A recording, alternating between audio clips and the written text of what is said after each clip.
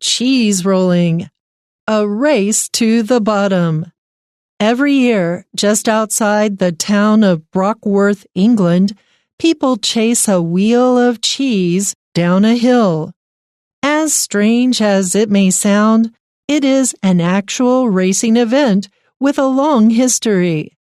The cheese is intentionally rolled downhill as part of the cheese rolling race at Cooper's Hill.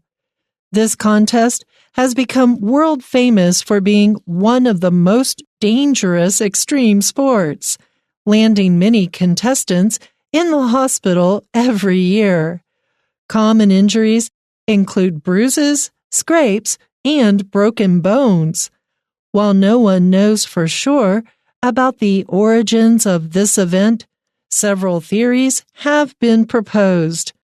The first written evidence of the cheese rolling race dates back to 1826.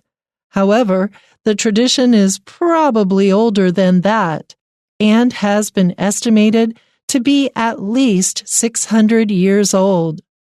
There are two popular theories about its origins. One suggests that it may have developed as a way to win the right to graze cattle. The other is that it came from pagan ceremonies in which people rolled bundles of brushwood down the hill to celebrate the new year, or scattered buns and biscuits at the top of the hill to ensure a good harvest. No matter how the tradition of cheese rolling started, it has turned into an exciting race that many people enjoy.